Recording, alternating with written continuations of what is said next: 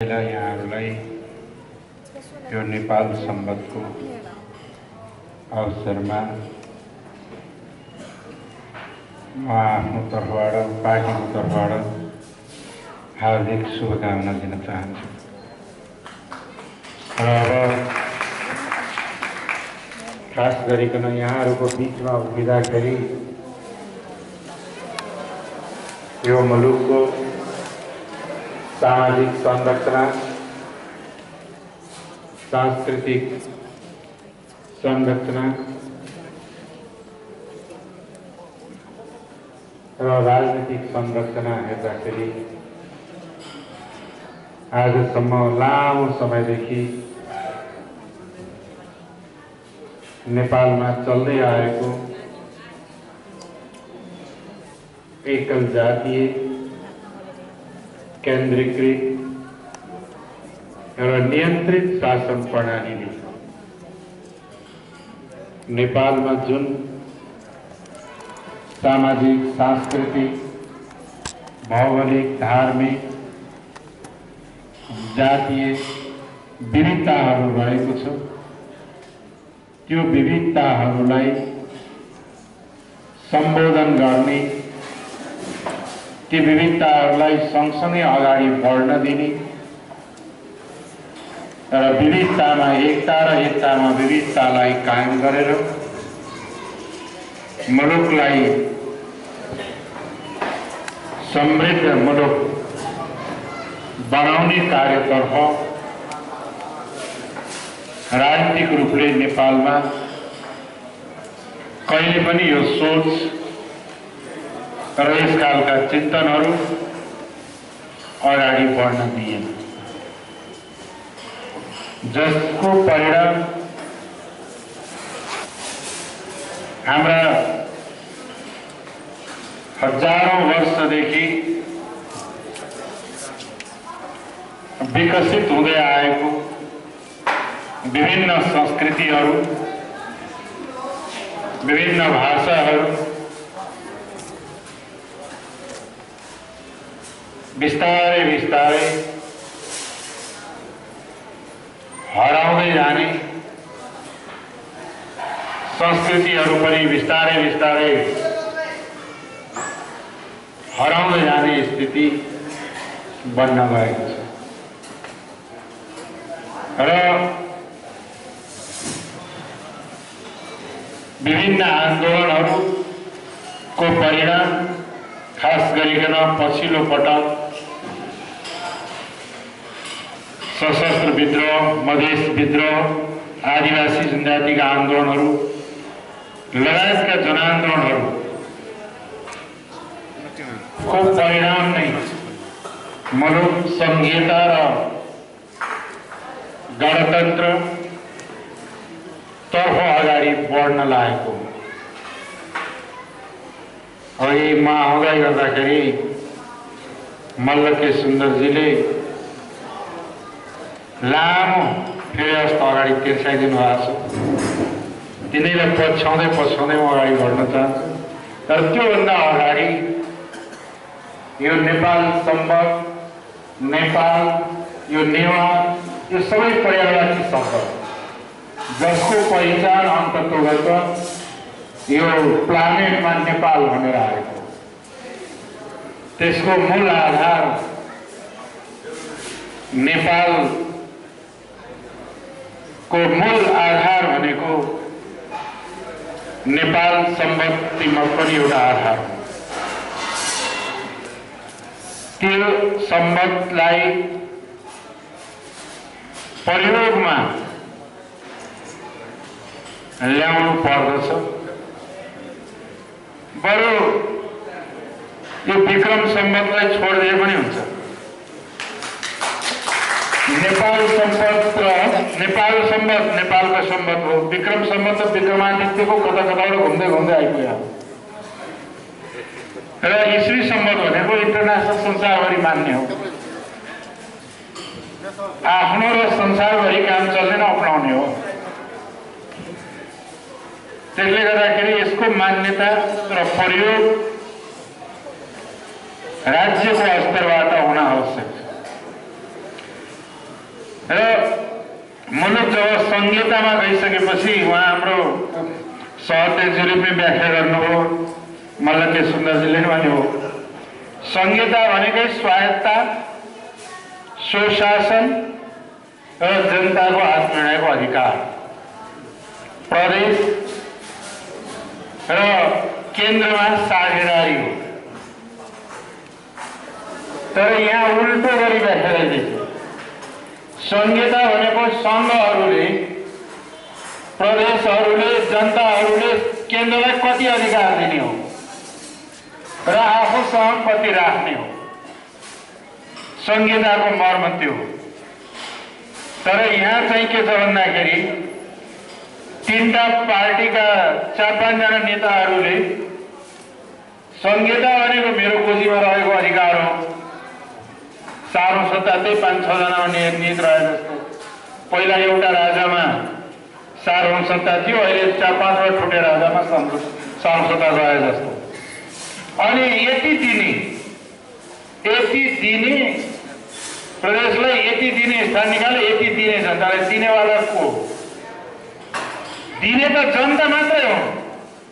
जनताले दिएको अधिकार, क्षेत्र अधिकार भित्र रहेर कार्य गर्ने भनेको संहिता हो।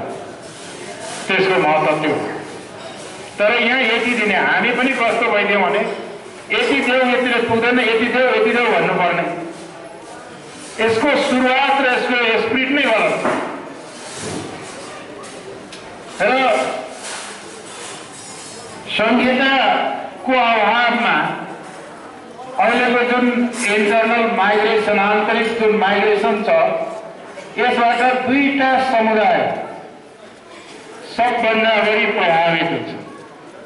आउने दिनमा त दुईटा समुदायको नेपालमा मैले त्यति ठुलो राम्रो लक्षण देखिरहेको छैन। एउटा समुदाय नेवारी समुदाय पुरै देशभरिबाट काठमाडौँ उपत्यकामा हुने पसाई सराई, अब काठमाडौँ नै नेवारीहरूको नेवार ल्यान्ड हो। द ल्यान्ड अफ नेवार भनेको यही भ्याली। अब यिनीहरू माइनोरिटीमा मात्र होइन कि हराउने बेला भइसक्यो। काठमाडौँको कुनै पनि चौकमा गएपछि 15-20 जना मान्छे भेला देख्यो भने 1 मिटर नेवार देखिन्छ मुस्किलले। अनि काठमाडौँभित्रको प्रशासनमा नारायण हिटी गयो। अहिले सिंहदरबारतिर अहिले त धेरैवटा दरबारहरू बनिया छ। ती दरबारहरूभित्र हेर्ने हो भन्दाखेरि त कहीँ पनि देखिँदैन। भनेपछि शासन, सत्ता र शक्ति पनि गुमाउँदै गएको र जनसङ्ख्यामा पनि अल्पसङ्ख्या पर्दै गएको र ठुलो चापमा पर्दै जाँदाखेरि कालान्तरमा विशाल जनसङ्ख्या काठमाडौँ भ्यालीमा हुने र यहाँका मूल भूमिपुत्र अल्पसङ्ख्याकमा पर्ने र हराउँदै जाने, अनि त्यसको इम्प्याक्ट कल्चरमा र भाषामा पर्दै जाने अवस्था छ। त्यस्तै अर्को समुदाय छ तराईका। हामी मधेसी भन्छौँ, थारू भन्छौँ, के भन्छौँ सबै। माथिबाट तलतिरको माइग्रेसनले र उतापट्टिबाट आउने माइग्रेसनले, दोहोरो माइग्रेसनले बिस्तारै विस्थापित हुँदै गएको छ। त्यसलाई रोक्ने भनेको सङ्घीय प्रणाली नै हो। त्यो सङ्घीय प्रणालीले मात्र रोक्न सक्छ जुन सङ्घीय प्रणालीमा राज्यको पुनर्संरचना पहिचानका आधारमा गरिएको हुन्छ। पहिचान र सामर्थ्यलाई सम्बोधन गर्ने गरी खास गरी मुख्यतः पहिचानका आधारमा हुन्छ। सिधै भन्ने हो भने यो काठमाडौँ भ्याली लगायत केही पार्टहरूलाई यदि नेवा राज्य बनेन भने आउने 3-4 पुस्तापछि का सन्तानहरूले आफन्तहरू कता छन्, आफ्ना भाषा के थियो भन्ने खोज्न जानुपर्ने हुन्छ। आफ्नो स्वशासन, आफ्नो हक खोज्न पर्ने हुन्छ। त्यसले गर्दाखेरि के हो भन्दाखेरि नेवाको सांस्कृतिक विकास, पहिचान र भविष्यलाई सुनिश्चित गर्नका लागि जीवन प्रणालीलाई सुनिश्चित गर्नका लागि आफ्नो आइडेन्टिटीलाई बचाउनका लागि राज्यको आवश्यकता पर्दछ र त्यो राज्य निश्चित रूपमा चाहिँ के हो भने नेवा राज्य बाहेक अरू हुनै सक्दैन। त्यस कारणले चाहिँ के भन्छ भन्दाखेरि अरूहरूको पनि थारूहरूको पनि थारू राज्य, मधेसीको मधेस राज्य, किराँतीहरूको किराँत राज्य र सबै राज्यहरूको सङ्घ युनियन, सबै प्रोभिन्सहरूको युनियन केन्द्र हुने प्रणाली सङ्घीय प्रणाली हो। र यही र अर्को कुरा के हो भन्दाखेरि सबैको पहिचान भनेको अस्तित्वसँग जोडिएको हुन्छ। जातीय, भाषिक, सांस्कृतिक, धार्मिक पहिचान मेटियो भने त्यो समुदाय हराएर जान्छ, मेटिएर जान्छ। एक जमानामा अहिले त अलिक फरक भइगयो स्थिति। तपाईँको फिलिपिन्समा एकपटक म विद्यार्थी कालमा यसो विद्यार्थी राजनीतिमा हुँदाखेरि जाँदाखेरि बेला हुँदाखेरि यसो हेर्दाखेरि खाने तरिका भाषा अमेरिकनको जस्तो छ, टेबल डाइनिङ हेर्दाखेरि फ्रेन्चको जस्तो छ, अनुहार हेर्दाखेरि चाइनिजको जस्तो छ। अनि त्यो यो के हो त तिम्रो आफ्नो भन्दाखेरि अमेरिका, ब्रिटिसहरू आए त्यही कल्चरमा गए, फ्रेन्चहरू आए त्यही कल्चरमा त्यही स्थापित भयो, अमेरिकनहरू आए त्यही बाटोमा हिँड्यो। अनि आफ्नो पहिचान लोप हुँदै हुँदै गयो। अनि त्यहाँ एउटा नेताले भन्थे हाम्रो पहिचान एउटा चाहिँ बाँकी छ, त्यो के हो भने यो नाक मात्रै बाँकी छ, कल्चर छैन। अर्काको कल्चर अपनाइसक्यो, खानपिनको तरिका अपनाइसक्यो, तर अब हामी ब्याक फर्किँदैछौँ र ब्याक फर्केर आफ्ना पुराना कल्चरहरूलाई फेरि त्यसलाई आत्मसात गर्ने, प्रयोग गर्ने दिशातर्फ जान्छ र आज त्यो मुलुक त्यो दिशातर्फ भिन्न जाँदैछ। त्यसै गरिकन के भन्दाखेरि त्यो आइडेन्टिटीलाई बचाउनका लागि फेडरल युनिट्सहरूको अत्यन्त जरुरी छ र त्यो आइडेन्टिटी बेस्डै हुनुपर्छ, आइडेन्टिटी बेस्ड फेडरलिजम। तर संविधान बन्दाखेरि ती कुराहरू अन्तरिम संविधानमा हामीहरूसँग भएको सम्झौतामा, पहिलो संविधान सभाका दस्तावेजहरूमा, सहमतिहरूमा भइसकेका थिए। तर संविधान बन्दाखेरि असंवैधानिक बाटोबाट संविधान पुनर्संरचना गरियो। त्यो असंवैधानिक उपाय भनेको के हो? बाटो भनेको नै अन्तरिम संविधानमा स्पष्ट लेखिएको छ, संविधानमा के राज्य पुनर्संरचना गर्न, राज्य पुनर्संरचना आयोग हुनेछ, गठन हुनेछ। त्यो आयोगले गरेको सिफारिस अनुसार राज्य पुनर्संरचना गरिनेछ भनेर संवैधानिक व्यवस्था थियो राज्य पुनर्संरचना। संविधानमा कतै पनि लेखेको थिएन 5-6 जना चलाक चतुरहरू बालुवाटारमा बस्ने अनि आफ्नो हितलाई आफ्नो चाहिँ के छ भन्दाखेरि इच्छा अनुसारको, स्वार्थ अनुसारको राज्य पुनर्संरचना गर्ने, केही नै चाहिँ के छ भने राज्य पुनर्संरचना हुनेछ भनेर त कुनै पनि संवैधानिक व्यवस्था थिएन। त्यसले गर्दाखेरि जुन संरचना भएको त्यसमा हाम्रो असहमति छ। र संविधानमा समावेशिताको सवालमा पहिला पाएका अवसरहरू पनि खोसिएको छ, पहिचानलाई मेटाउने प्रयास गरिएको छ, स्वायत्त र स्वशासनको त अत्तो नै छैन। देखाउँदाखेरि संहिता शब्द भएको तर व्यवहारमा चाहिँ के छ भने एकात्मकता भयो। नेपाल बहुजातीय मुलुक हो भनेर स्वीकार गरिएको, तर राजनीतिक संरचना चाहिँ एकल जातीय आधिपत्य र वर्चस्वलाई कायम राख्ने गरी तयार गरियो। त्यसले गर्दा हाम्रो ठुलो मतभेद र यसमा विरोध रहेको छ र यो संविधानलाई हामीले त्यसै कारणले अस्वीकार गर्यौँ। र यो संविधानलाई संशोधन गर्दाखेरि यो सरकार बन्नुभन्दा अगाडि तीन पक्षको बिचमा भएको सहमति अनुसार संविधान संशोधन हुनुपर्ने, संघीय गठबन्धनले राखेको 26 मुद्दामा जुन संविधानसँग सम्बन्धित अन्तर्गत छ त्यसलाई सम्बोधन गर्ने गरी संविधान संशोधन हुनुपर्छ। संविधान संशोधन भएपछि जहाँ हामी उभिएका छौँ यो नेवा प्रदेश बन्नुपर्छ, तल मधेस तराई प्रदेश बन्नुपर्छ, उता किराँत प्रदेश, उता अन्य प्रदेशहरू बन्नुपर्छ र बिना भेदभाव सबैको पहिचानलाई मान्यता दिनुपर्छ, सबै समुदायको समानुपातिक समावेशिताको प्रत्याभूति गरिनुपर्छ र जुन समस्यालाई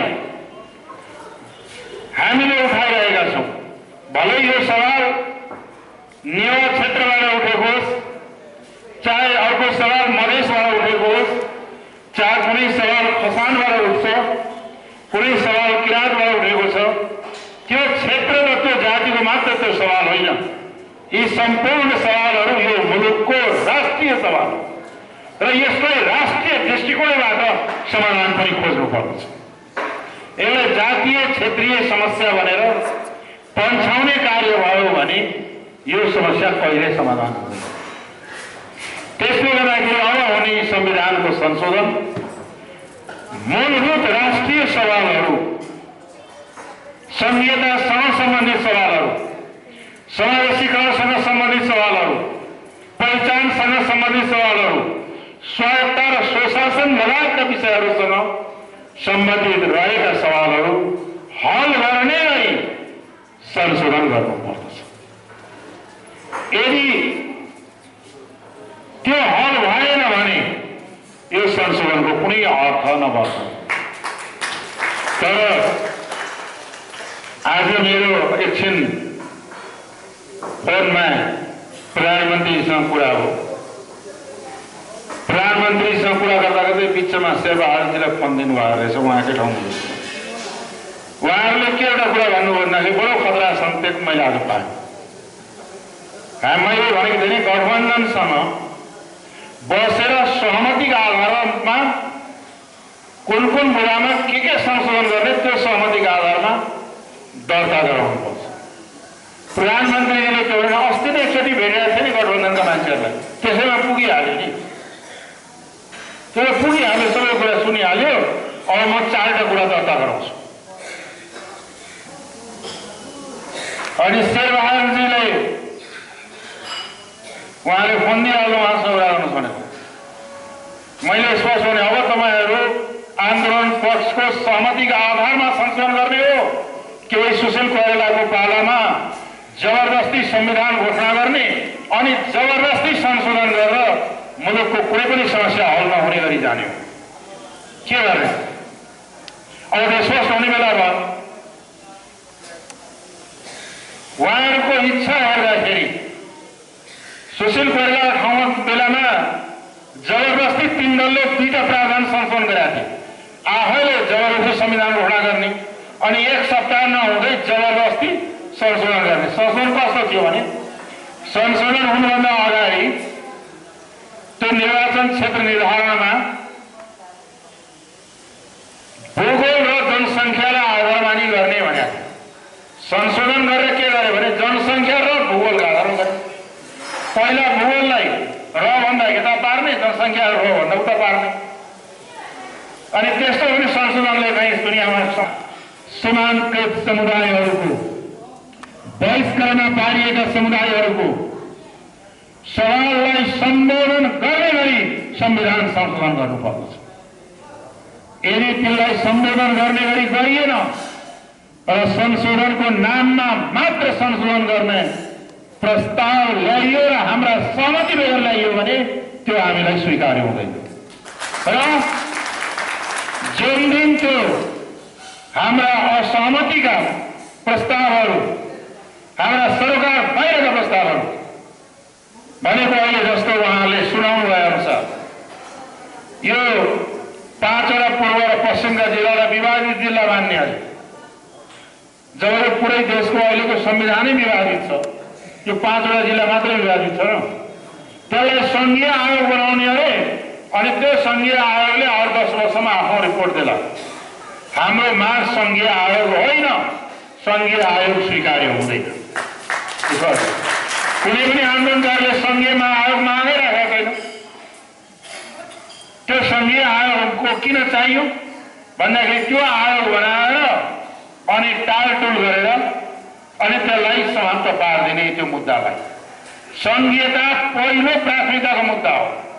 यसलाई समाधान नगरिकन अन्य कुनै समस्या समाधान हुँदैन। त्यसपछि आएको के भन्दाखेरि संविधानमा लेख्ने अनि संशोधन ल्याउँदाखेरि भाषा आयोगको प्रतिवेदन अनुसार हुनेछ। कहीँ दुनियाँको संविधानमा यस्तो लेख्ने चलन छ? फलानुको प्रतिवेदन अनुसार हुन्छ भनेर कहीँ संविधानमा लेख्छ? कहीँ न, त्यो होइन। नेपालमा बोलिने भाषाहरूलाई समान अधिकार दिनुपर्छ। भाषिक समानताको अधिकारको स्थापना हुनैपर्छ संविधान। त्यो लटर-पटर कुराले हुँदैन। अर्को नागरिकताको कुरा छ। हामीले भारतबाट मान्छे ल्याएर यहाँको अङ्ग्रेज नागरिकता दिएर राष्ट्रपति बनाइदियो भने होइन। त्यो हाम्रो एजेन्डा पनि होइन, प्रचण्डजीको हो भने मलाई थाहा छैन।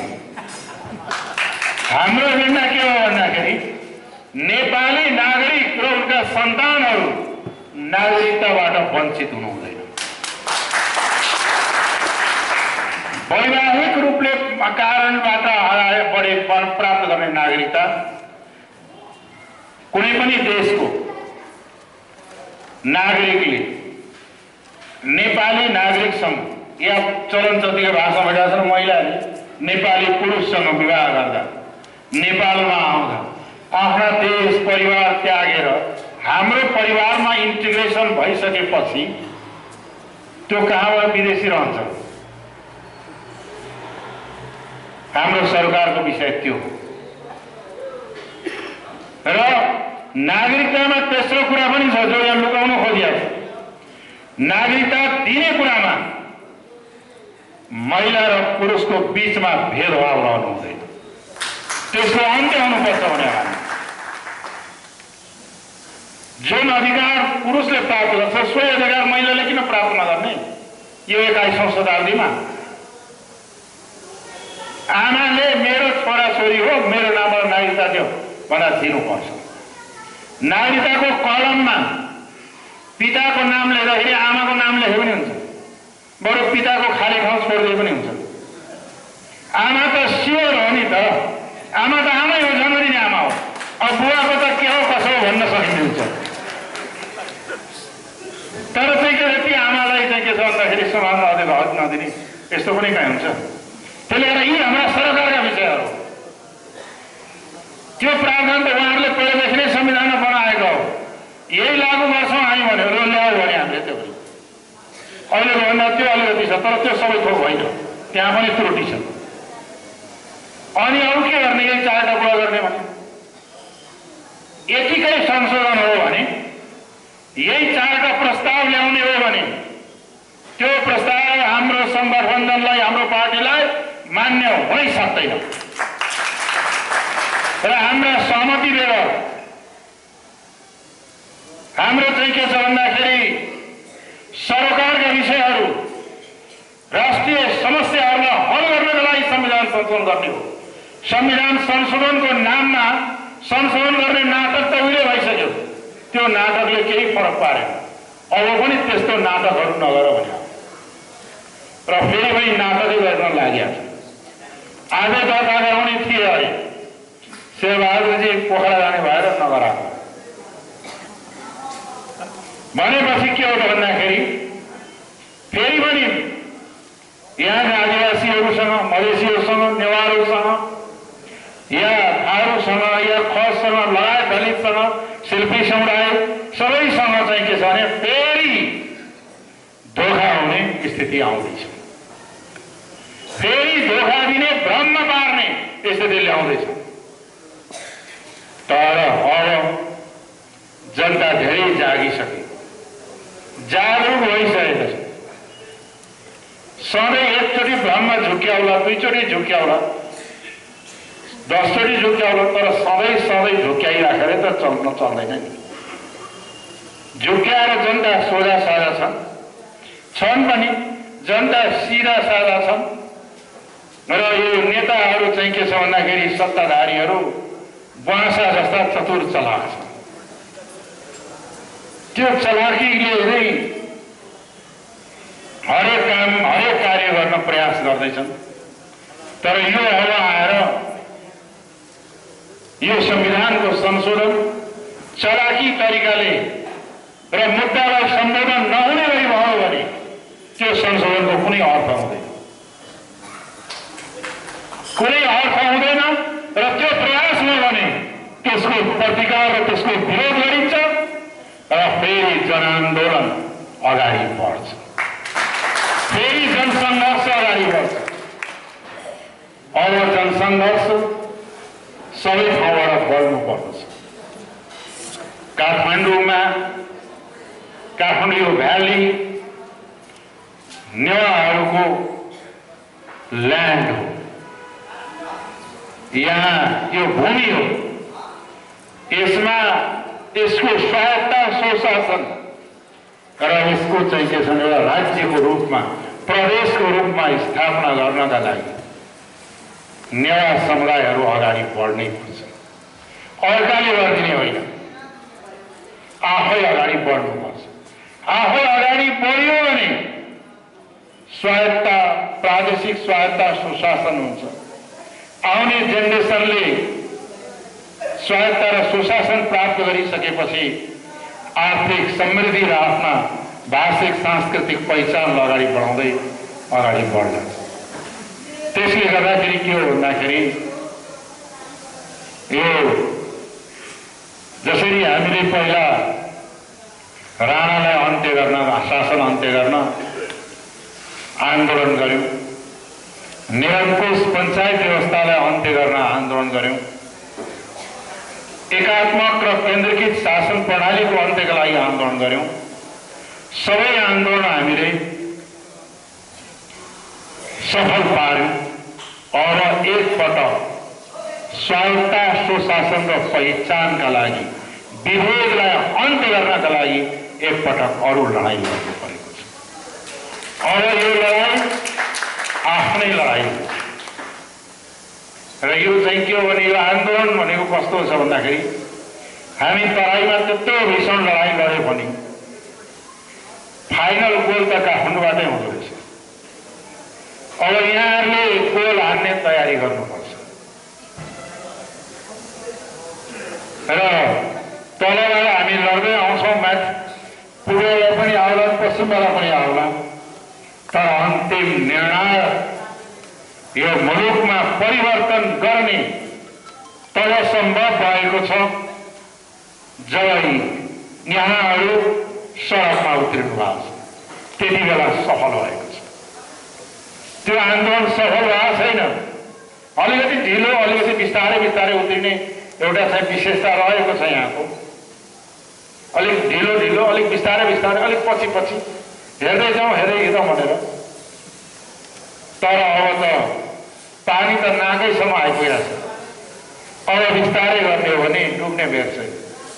त्यस कारणले यहाँहरूको पहिचानका लागि, स्वायत्ता र सुशासनका लागि र आउने सन्ततिको भविष्यका लागि नेवा राज्य या नेवा प्रदेश स्थापनाको लागि यो नयाँ वर्षले नयाँ सोच, नयाँ जागरण र नयाँ उत्साह र नयाँ चेतनाका साथ अगाडि बढ्न सकुन् भन्दै म आफ्नो टुङ्ग्याउँछु। धन्यवाद। जय नेवा।